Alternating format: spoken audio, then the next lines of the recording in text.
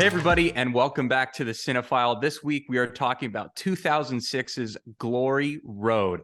Jake, this was your pick this week. Why'd you pick it, and what are your thoughts? So I picked it this week because, as we know, we're coming to the end of March Madness, the end of the college basketball tournament. The national championship's coming up next week.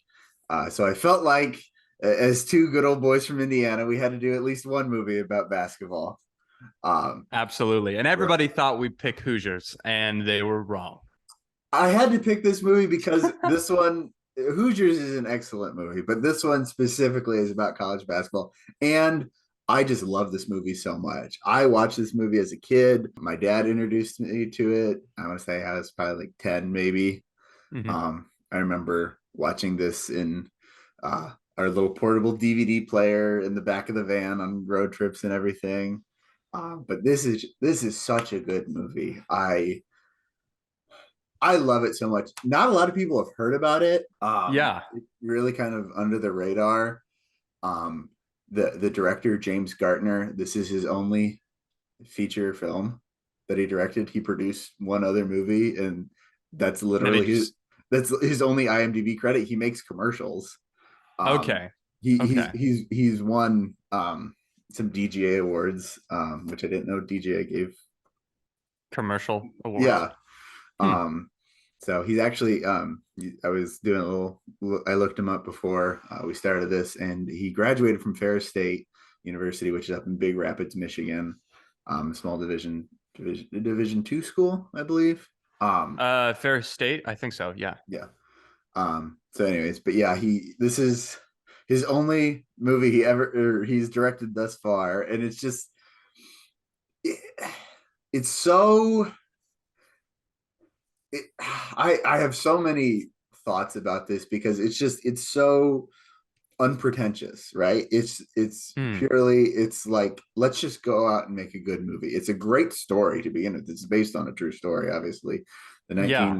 1966 Texas Western Miners. Texas Western later became UTEP, University of Texas El Paso, is what it's known as today. Where they shot some of the movie at On UTEP, location. and then at an old high school in El Paso. So no, this is just one of my favorite sports movies. It's fun. It's a great story. Um, and really watching it from like a like film analysis standpoint now, I love it all the more. To be honest, just watching it back for this podcast, I was like, oh, this isn't just a good story. Like, this is just a really well made movie in general, I think. Hmm. That Yeah. that really, unless sports movies are really your thing, I've not met people that know a lot about this movie, so I wanted to give it a little love. Yeah. And I mean, I love sports movies, and I had never heard of this. And so when you said Glory Road, I don't know why I automatically thought it was a hockey movie. And so I was like, but why would Jake want me to watch a hockey movie? And so I started this movie, and I think the first thing I texted you when I started watching this was, this is the most Kevin Costner role that doesn't star Kevin Costner in the history of cinema. Right. Because like for the first hour of that movie, all I could see was like it took me a long time to think of, this should be Kevin Costner. Like it doesn't make sense why it's not. It turns out at the end of the movie, we see some images of the actual players and the actual coach, and this guy does look Yeah. a lot like the actual coach. So, I mean, it makes sense, but this is just such a Kevin Costner kind Yeah. of role. You're right, like unpretentious, which he's actually very pretentious, but that's a whole nother story. I honestly think, like, you're right. I never thought about it that way, but this would have been Kevin Costner would have been amazing in this role. I think they couldn't afford him. I mean, Oh, no I way. no shade on Josh Lucas. I think Josh Lucas is kind of an underappreciated everyman in Hollywood. Character actor. But I think he really shines in this, and I'm glad that they couldn't afford someone bigger. Because I really enjoy his performance in this. Yeah, I mean, I think about the story of the movie. it actually kind of even fits with that. Yeah.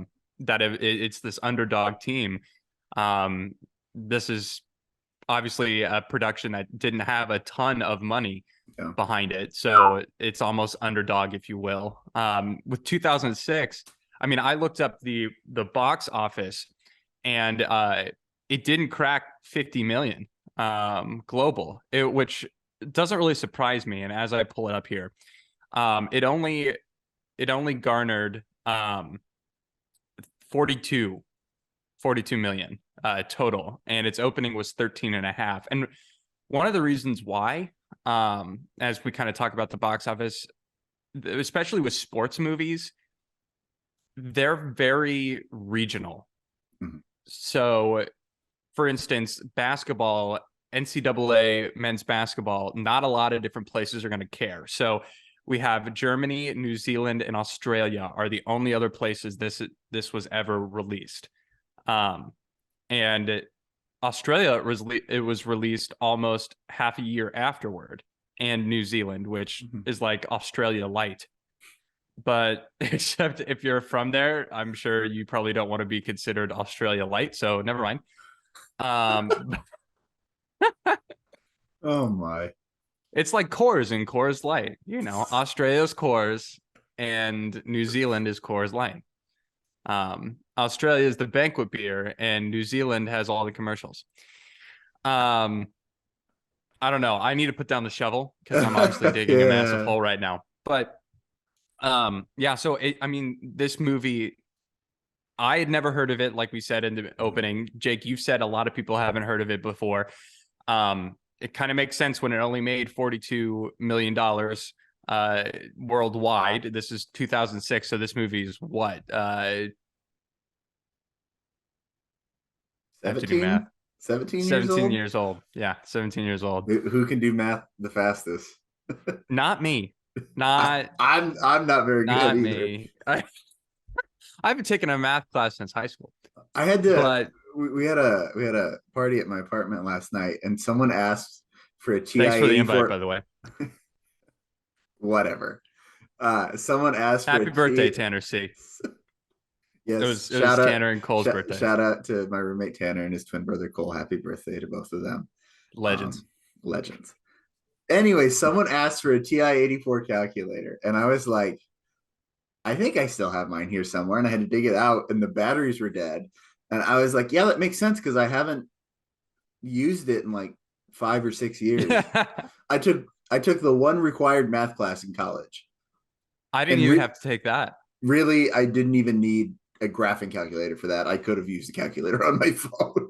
I always, because they've got the TI 83. I had the TI 83 plus, maybe. And I was always trying to figure out how to download games onto the calculator, Of course you were. because you could do, and you could create programs. So I created a bunch of programs where if I went and took a test, I'd be able to like have some formulations on the thing that I could just kind of plug and play. Um, and but I was never able to, like, I think the guys that had the TI 84, so the one you're talking about, I think they could like low key play Mario Oh on my their gosh. calculator. And I was so mad. Rhea had a TI 84, I think. Yeah. So I was just behind by a year. But yeah, those are my memories with a calculator. Um, What that has to do with this movie, who knows? But well, school. It has to school. it has to do with school and numbers. And we just talked about box office Yeah. numbers. Which I would be curious to see how much the budget was for this movie because Disney funded this. It's a Yeah. combination between Disney. I think they more were the distribution end of it, and then Jerry Bruckheimer's production company, which Jerry Bruckheimer, you'd know him from producing Pirates of the Caribbean, a lot of Oh, others, God. Top Gun, yeah, a lot of other 80s, 90s, early 2000s movies. Is he still working now? Yeah, I produced Top Gun Did Maverick. he do Maverick too? Yeah. Okay. Yeah, he's I when I think of Jerry Bruckheimer, I think of like I don't know. It seems yeah, like I mean, yeah, like he was 80s and like 90s. yeah, in like Mhm. early 2000s. Like I feel like he was everywhere or like did almost everything, and And now that, I think it's just not the case. And he probably is in what, his 60s, 70s, I'd imagine. We'll see. Tom Cruise is perpetually 35, so it makes it hard. He Um, is perpetually 35. At least that's no, what Hollywood wants you to believe.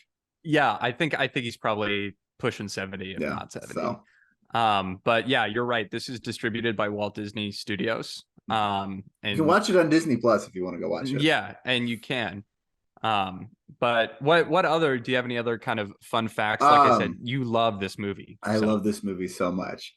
One of my favorite little tidbits is when in the first, it's like probably about a third of the way through the movie, when Josh Lucas, Don, the character Don Haskins, is going driving all around, going on all these recruiting trips.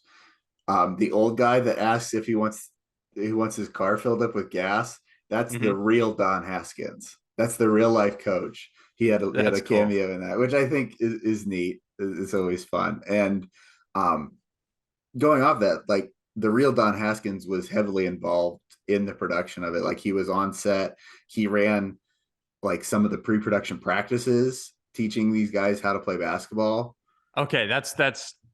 And That's dope. Don Haskins, he's in the Naismith Basketball Hall of Fame. I've watched a little bit of his induction speech before we did this. His nickname was the Bear, and all his Okay. players were like, practice was the hardest thing we ever did. Preseason practice was just absolutely miserable, which I think is accurately portrayed in this movie. Like he definitely seems like the coach that like He's a savage. he's a grinded out, gonna make you like run 100 sprints and just tough old school basketball coach. And so putting he put some of the actors through like a watered down version of that a little bit, but all the actors still saying like, bonus features and stuff you can watch or things associated with the movie interviews. They're like, no, practice was like legitimately terrible. Like I wanted to quit the movie. it was that hard. But I think um I love that he was involved with this. I think it makes it feel all the more real. Um, and just I love this cast so much in general. Like I feel like they work well together, and we kind of teased it before. I think it works so well. The fact that there is no big name, like we said, Josh Lucas is the biggest name, and when Josh Lucas is your headliner, sorry to say it, but that's not a movie with a big budget. You Yeah, know and that. actually, I just looked up the budget. It was 30 million. So the movie didn't even break even. Wow, Um, that's or unfortunate. yeah, or close because I'd never Yeah, heard of this. So the marketing budget probably was not negligible. strong. Yeah. Yeah, So maybe it did break even or it was close to it. But I mean, the other kind of bigger character is John Voight. yeah, right. He's But in that this he and he doesn't come plays the in. Baron.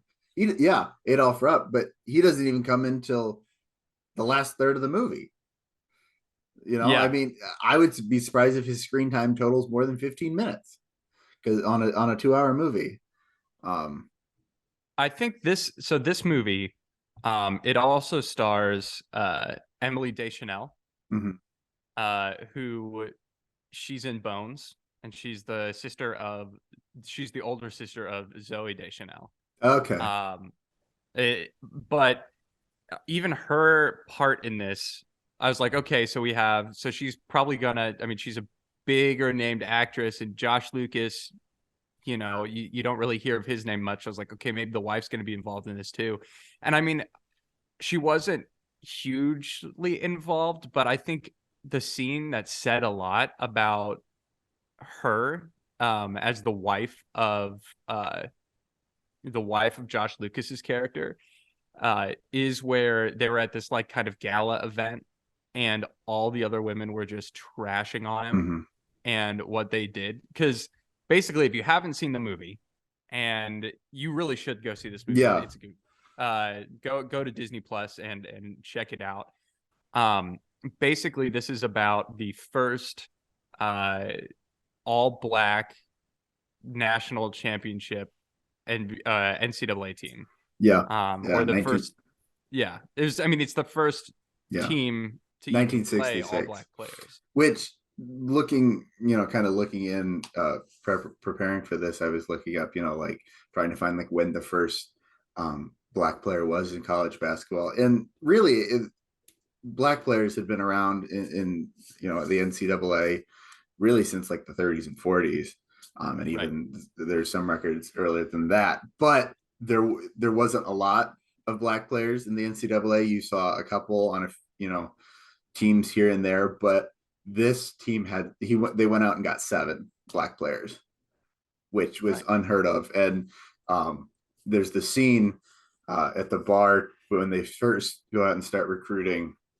Um, the character Ross Moore, he's like the team doctor, assistant coach, whatever. He's funny. I think he's a funny character, but he it seems like the character that's been around college basketball for a while. He's an older Yeah. character, and he talks about he's like loading up on black players, like that's just not done. That's not how the game works. And Don Haskins really said, "Well, I don't care. I'm going to go recruit the best players." And he went out and got amazing players that no one wanted just because of their race. And then to make it all the way to the national championship and to only play those 7 players in the national, I mean, that's, and then go on to win the national championship. Spoiler alert. You could, it's not really a spoiler. It's a historical fact. So, Right. um, That's like but saying you're watching Titanic. Spoiler alert, it sinks. It's like yes, exactly. we Um, Jake and I and Tanner actually went recently to see Titanic's 25th that was for anniversary in your theaters. birthday. We went. That was for my birthday, and Tanner hadn't seen it, and I just could imagine Tanner being like if Tanner didn't know about the Titanic, which Tanner is very very smart, so of course he knows about the Titanic, but if he didn't, I could see him being like, "That's not the movie I thought I was going to see." Right. Yeah. like it's like that wasn't a happy ending. It's the Titanic. Which There is no happy ending. right, but anyway, yeah, this I think movies like this one are really important. Mhm. um Yeah. and it's always interesting to see which movies do best theatrically, or I should say which stories are told best theatrically in a movie and Mhm. which aren't, because like we said, this is more of a biopic. um and I when I was watching it, there were is really interesting because like who's the antagonist of this movie? You would think maybe it's the guy with the name Adolf, um Yeah. but really not. Yeah. It's honestly the antagonist of the movie is just like American culture in the mid 60s. Yeah. It's Like, racism. yeah, racism is the antagonist of this movie. And it's always interesting because when you're creating a story, you like to have a protagonist and an antagonist. That's not always the case. But when you're trying to tell a biopic, and especially like a sports biopic, you've got so many teams you're going up against. It's Mhm. like how do you properly flesh out an antagonist? And this choice that they made, which I mean isn't necessarily a choice. It's the antagonist at the time was racism as well. Yeah. It's the But the biggest choice to obstacle they face. Yeah, but the choice to keep that as the antagonist in this Yeah. movie, I thought was powerful. But two, it just it was really unique because there aren't a lot of movies that are, I guess, sports related that have something like that. It's usually Yeah. like another team. Yeah. Um, It yeah, very much this movie very much has like a Remember the Titans but for basketball feel to it.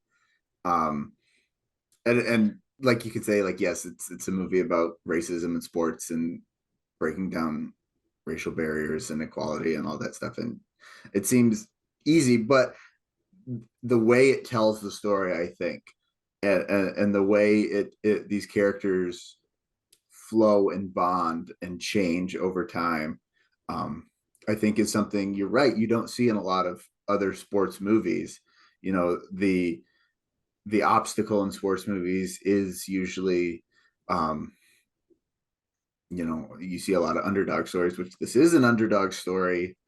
Because who had ever heard of Texas Western at this point? Yeah, I I think in one of the basketball games, I think it's the game. It's like the second or third game scene in the movie when they play Iowa and they knock off Iowa. One of the radio announcers says, "Who ever heard of Texas Western?" And they said, "Well, the Hawkeyes have." But like right. that's that. I mean, like Texas Western was no great basketball power at the time, and so I mean they were underdogs. But this movie, I felt like chose, rightfully so, chose to tell the story about like it focused on it focused on the story of reconciliation and equality and moving the game forward in that aspect, the social aspects of it, while making this only seem it's just about basketball, right? It's not heavy handed in its motives or its themes. It's very much just kind of like these are guys just trying to play basketball, happen to be dropped in this terrible time of racial prejudice and segregation and Jim Crow, Right. and really overcoming that and not focusing on the, oh, they're nobodies, Hmm. right? You know what I mean? Yeah. I feel like that's what kind of set this apart a little bit for me from different sports movies. Yeah. And I was glad that they didn't really, because I'm sure there was some issue when these seven black players came on the court for the first time Oh in yeah, a practice. Like I'm sure there were issues like that, but I'm kind of glad that we didn't see a ton of that. And the reason why I say that is not because it's not important to show that there were issues there, but I'm just glad it really focused on racism as a whole. yeah, Um, because that makes it more relatable for everybody, mm-hmm. right? Because I mean, you and I mean, we've played basketball before, but obviously not collegiately, and so we can't necessarily relate to a team dynamic, but we can relate to overall culture. And Yeah, so being able to do that, I think, brought more people in. But yeah, I think the way they made this movie, you're right. It's just an enjoyable movie. It's yeah, also very 2006. yeah. Which Like, like is nostalgic and like homey in a way, just because like I have so many memories of this movie. Like it always takes me back to being a kid and watching this with my dad for the first time. mhm. And it's just I don't know. It's just it's one of those like it's got a happy ending to it. It's a good story. It's an important story, and it's just it's fun to watch. I think they really they make the basketball scenes in this fun to watch. We'll get into that a little bit earlier or a little bit later. We Um, already got into it you missed because we it. got into it earlier. You missed it. So did we. Gosh. But like the way they shot it and the way especially it's cut together, I think makes it really exciting and interesting. Uh, and so it's just it's a fun movie. And honestly, and you're right. And I was going to mention this. I think, and I guess I could be wrong about this because I've never edited a full length film before. But I think one of the toughest tests for an editor is editing a game, Mm-hmm.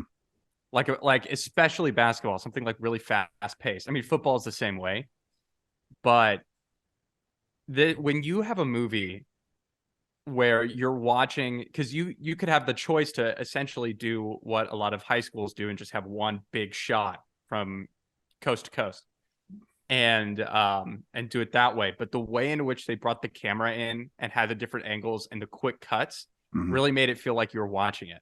Yeah. And it adds to that um tension. There's a Yeah. lot of tension in a lot of the, especially with Seattle, Mm-hmm. with Kentucky when they play Kentucky, with Iowa. The yeah, especially with Kentucky, the way it's shot. I was thinking, I was like, even though, and this is the sign of a good movie, or at least a good sports movie, is when you've got to assume that they're going to win. Yeah. right? Because they're the main characters. But when you're questioning that, like hardcore, like Yeah. maybe they don't win. You know, it's in the back of your mind, and you have that tension. You're on the edge of your seat like that. I mean, it's incredible. It's so transportive when you can do that, especially through editing and Yeah. especially through the way those things were shot. And so I got a real big kick out of watching, because that's not how we watch basketball, but it just it's so visceral, you know, like you can Yeah. just feel it. And I thought that was really cool. So I'm glad you brought that up. And I think in a way, like I think this does make you feel like you're watching the highlights of a basketball game, if you will, but it Mm. makes you feel like you're in the seats. Um, Obviously the boring parts they cut out because no one. I mean, you've got a 40-minute game that I think the longest basketball sequence in this movie is the national championship, and that whole Yeah, thing is probably what 10-15 minutes. yeah, So yeah, like something like that. Yeah, obviously you're going to cut out the boring parts where someone's just dribbling the ball up the court, but the the transitions like there's a lot of like kind of whip pans and everything like into the exciting moments, like it almost made me feel like I was sitting in the seats and like, oh, there's a steal. And like, you turn your head real quick. It is almost like some of those little things kind of simulated that and really kind of drew me in, which I appreciated. yeah. And I think um additionally, just the way in which they chose to, I mean, really stay true to the era and the time period. Mm-hmm. Um, when it came to basketball, and this is more for people that watch basketball, but there was no 3-pointer, Yeah. right? So, and obviously that was true in the 60s when this actually happened. But to have a court without a 3-point line, and because there are some shots that they take kind of some deep shots, Oh yeah. and you would be remiss if you don't watch a ton of basketball to be like, oh, that's a 3-pointer. Mm-hmm. So I don't know. I just the whole all those sequences Yeah. I just really enjoyed. Um, I also I as I do with every single biopic, I always love to see um the kind of after the movie's kind of done, it's wrapping up, and so we learn all the real life kind Yeah. of exploits of the main characters, and sometimes we see pictures and things like that. And this is no exception. I to see that there are some players that went and actually did play. It was the Seattle Wizards, Warriors, I should say, Seattle Warriors, which Yeah. eventually became Golden State. Um, to see that you've got a guy that went and played for Seattle, then you have another guy that just became a principal Yeah. and a basketball coach, and then uh, what Bobby Joe was essentially an El Paso treasure Yeah. until his death in 2002. So it's always cool to see um, what they did afterward and to see kind of okay, this is what they look like on film. This is what they kind of look like in real life, and this is Mm-hmm. how they decided to act. And um, I really enjoy stuff like that. So it was cool to see that at the end of the movie. I almost like when the movie's almost over. Like once that buzzer hit on the national championship, I was low key like, okay, so let's see the let's see these Okay, guys. we they won. We Yeah, get it. What's next? yeah. Show me every shot, like side by side Yeah. shot of like everything. Which like some of the side by side or not side by sides, but like pulling up some of those old photos, like they got the look pretty good. Yeah, they Um, did. John Voight, like they did like some extensive, not extensive. I mean, they They did did something some, to his nose, I think. yeah, they Yeah. did some prosthetics, um, to make him have more of Adolph Rupp's round face.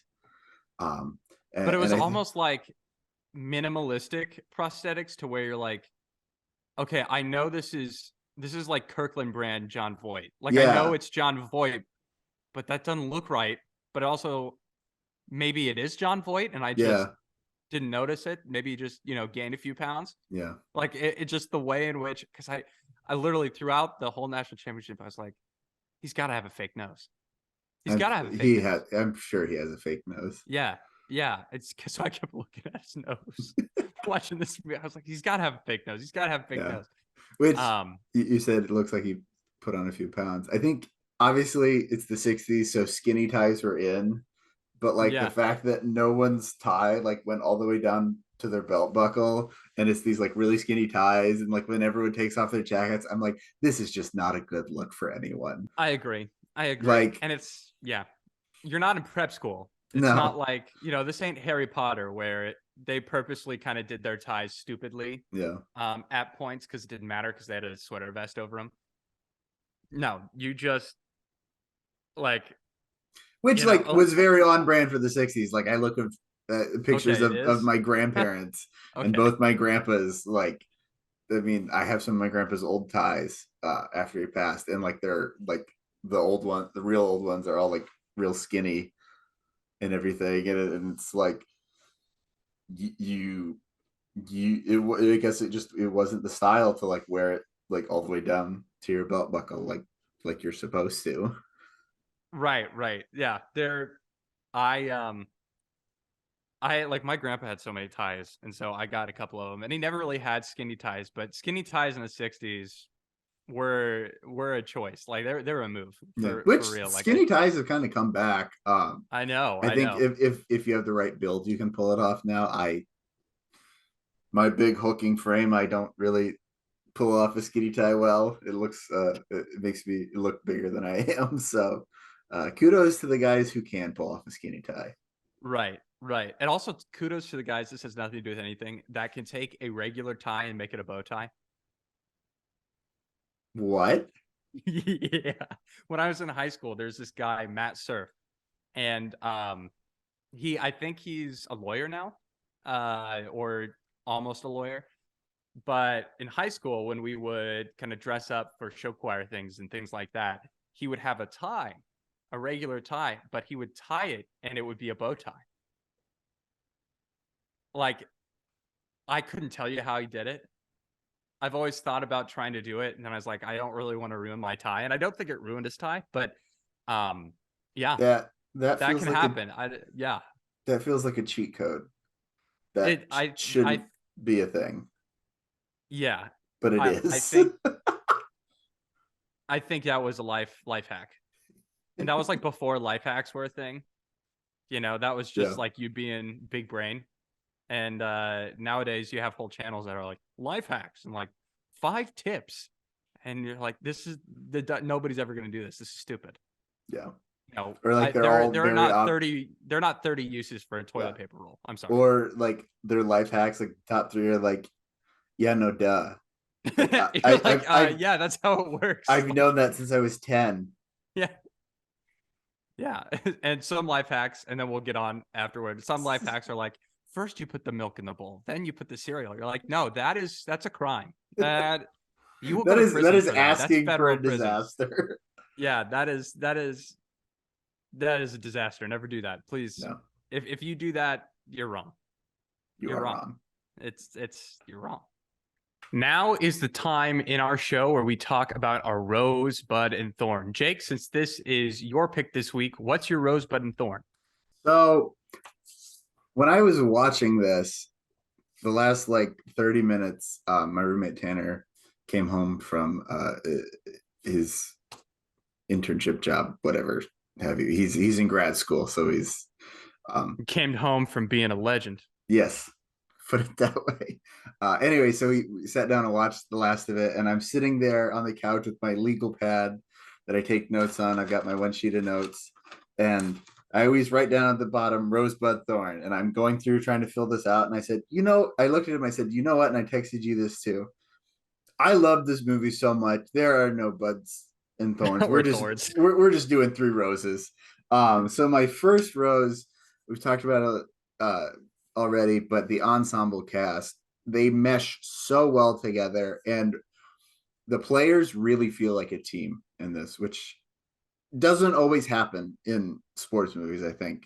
And I think the fact that there are no big names, especially when you look at the basketball team, like none of those characters jumped out at me, or none of those actor names jumped out at me, and so it very much got the feel of like no one was in this for stardom, no one was in this to make a lot of money. they were in this to make a really kick-ass movie, and I Right. think they accomplished this. The characters, they all mesh so well. So many good and understated performances in this. I enjoyed the acting in this movie so much. Second thing, Rose, is going to go to the editing.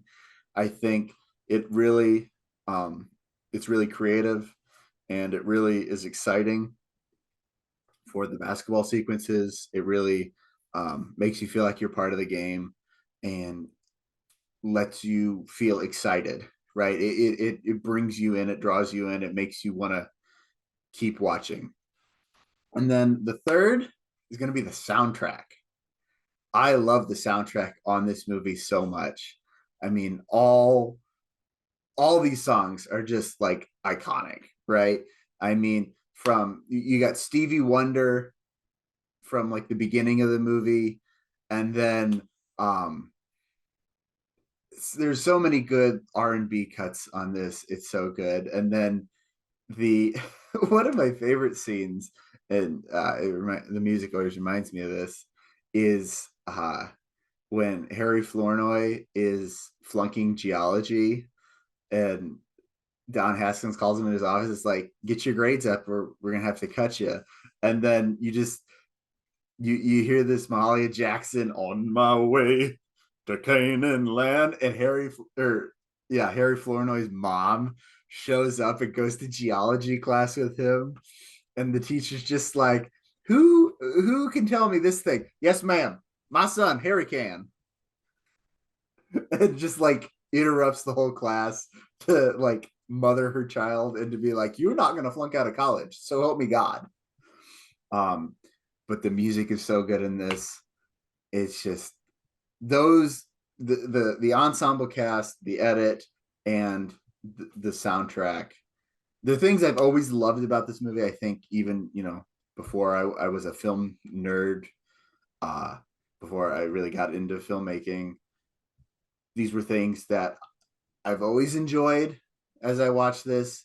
But now knowing more about filmmaking, and can pull out these details and identify the real craft in this and the real artistry in this, just they make me appreciate it all the more. So Yeah. those are my three roses. And that's good stuff. That's really good stuff. And I'm sure this will somehow come into the edit, but I'm taking care of my little sister's dog, and he's just been an absolute menace at the moment. So he literally just kept like popping up, and then he licked me in my face, and I don't like being licked by dog. I don't like being licked by humans either, but I don't like being licked by dogs. And yeah, so that was a whole thing. Anyway, What are your so rosebud and thorn? yes, thank you. My rose for this movie is, I have two. Josh Lucas. I really liked his performance. Um, he had to headline this movie, and I thought he did a great job. And then my other rose is the film edit, especially during the basketball scenes and the basketball sequences. There He went the also knocked camera. over my tripod. So yeah, it's the daily, the always with the forget Big Trouble in Little China. It's Big Trouble with this camera setup. Because I shake, and so I'm like trying to get it. Anyway, my I kind of want to keep this in.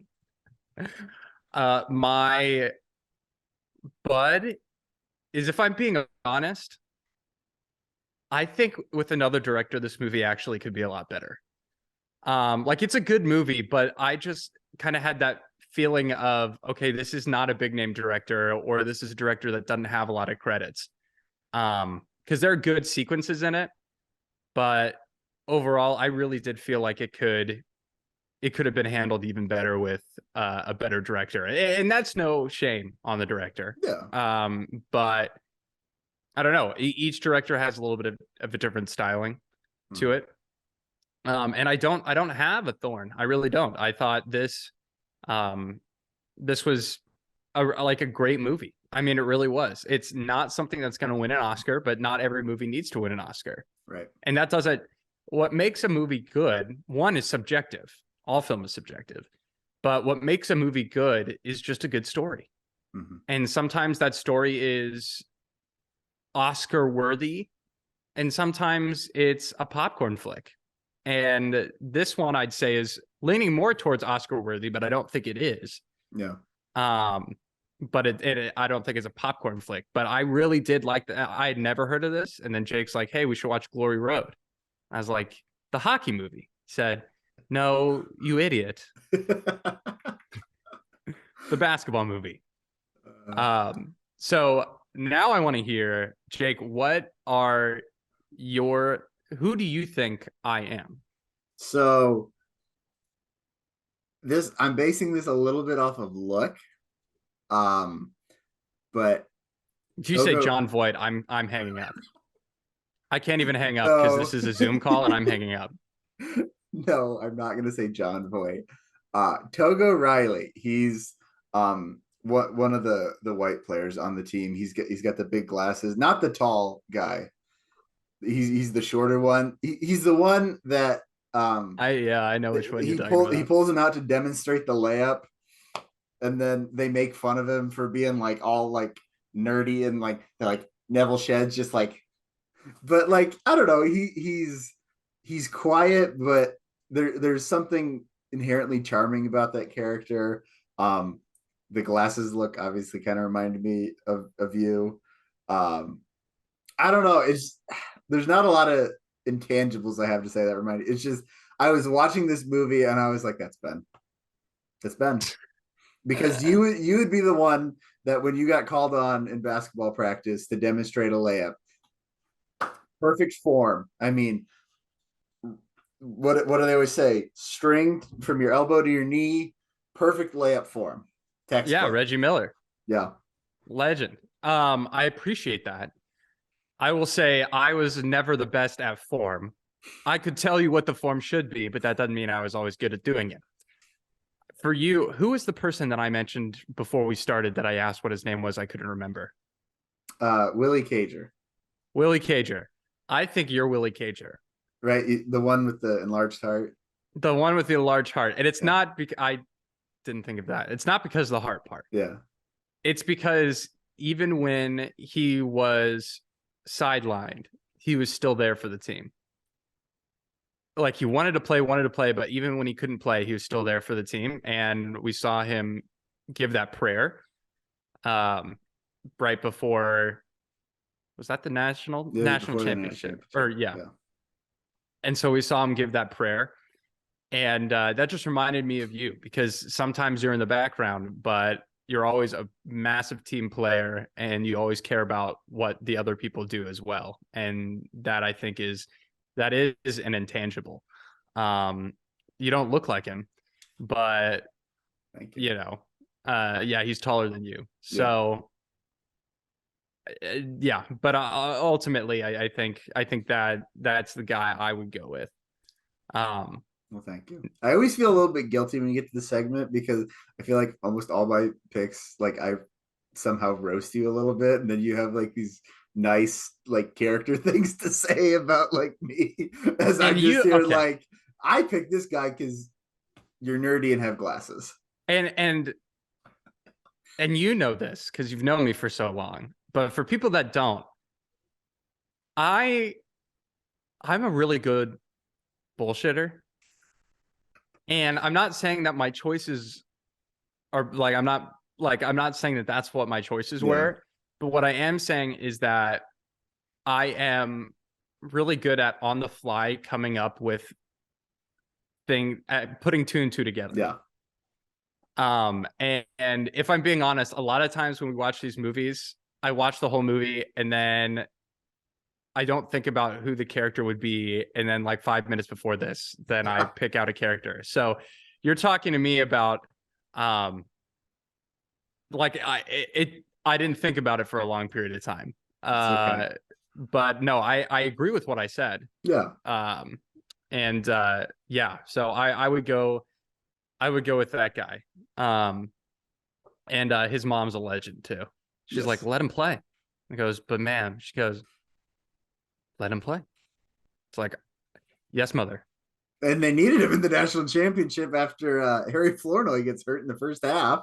I mean, Yeah, you would basically you cut your roster down from what 10 to 7 already, and then one gets hurt, so you got 6 players. and you still beat Kentucky. Yeah, That was with Pat Riley. I mean, did you I realize yeah, that that's the Pat Riley like that brought back slick back hair when he was coaching Miami, right in the 90s. I think so. And Yeah, I noticed it was Pat Riley. When they said Pat Riley, I was like, oh, Pat the Riley. the Pat Pat Riley Riley. is a very, very accomplished. He was Yeah, well known as an NBA coach. So, yeah. um, and I'm sure he was well known in the NBA when he was a player, but I wasn't around then. We're young enough. We think we know him as a coach rather than a player.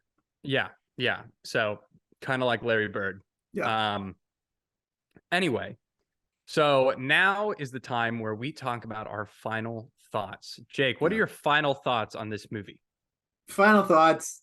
I've said it probably 100 times before. I'm going to say it again. I love this movie. I highly recommend it to anyone who hasn't seen it. The This is kind of like a cult classic in a way because like once you find someone that enjoys this movie, like I don't know, there's like this instant connection. There was a guy in one of we were friends from college. We had a couple classes together, freshman and sophomore year. Rhett Koblenz, if you happen to be watching this, shout out to Oh, you. I know But him. like, um, we were just sitting in class one day, and I I either mentioned like made a reference to this movie or he did, and we both looked at each other like, you know that movie too, and it was You're just in a it's club. You're in an yeah, exclusive club when you watch Glory Road. but it's just this is just really just a fun and enjoyable movie. I highly recommend it to everyone. It's an important story about an incredible accomplishment for this team, and it's an important story that I think everyone should hear. So I highly recommend this. Go out and watch it. Yeah, I think for me, kind of going along the same lines, um, when you do a biopic, I always think that the best biopics are ones where when you're finished watching, you automatically want to go and see a real life documentary on it. Mm-hmm. Something like, even though like Elvis was very much a Baz Luhrmann film, and I'm sure eventually we'll talk about that movie. Yeah. Um, at the end, I wanted to learn more about Elvis. Mm-hmm. Um, Bohemian Rhapsody. At the end, I went and listened to a bunch of Queen albums. Rocket Man. I mean, I love both Queen and Elton John. So going through, but like biopics specifically, I think you've done your job when you kind of lead the audience in the direction of, okay, looking at what actually happened. Um, and I think this movie does that. And in my opinion, and it's not end all be all, but a good biopic is one that leaves you wanting to know the real. I mean, obviously these are events that did happen, Yeah. but to see it with your own two eyes, Yeah. from archival footage, and Mm-hmm. I think it does that, and that, in my opinion, is why Glory Road is a great movie. Thanks again for watching The Cinephile. We hope you enjoyed today's episode. If you like this video, hit that like button, hit that subscribe button, and ring the bell to get notifications on all upcoming content.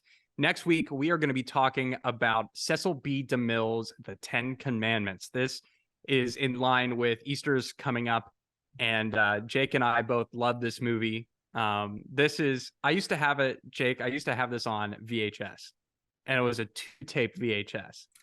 This truly truly encompasses the genre epic. Like when I think of epic, this is like one of the top 5 movies I think of for that genre. Like in length, in scope, in production, like everything about this Oh, epic. it's massive. Yeah. It's massive in scope. And so if you haven't seen it, obviously it deals with Moses and the Exodus. And so it both works for Passover and for Easter, which usually coincide with each other or are close to each other. So next week we're going to be watching that. So go and before you get back next week, go and watch it and let us know your thoughts when we get there. But if you have seen Glory Road, let us know your thoughts on Glory Road. This is so convoluted. It's okay. Land the plane. Land the plane. I honestly, guys, I am really thrown with this dog being here because Can we have a knocked shot over of the my dog? I feel like we've talked about it. I need to see this dog. Maybe. boom. Okay, there we go. Hi. Hi, baby. Hi, Dozer. Look at Dozer. Hi, buddy. Oh, now I've woken the beast. Woken the beast. Anyway, This will be the most watched video now because we had a dog in it. this and also this is like the most convoluted thing. Sorry. But yeah, so we're so glad you watched the Cinephile. For Jake Biller, I'm Ben Sparrow. Thanks so much for watching. We'll see you back here next week. And cut.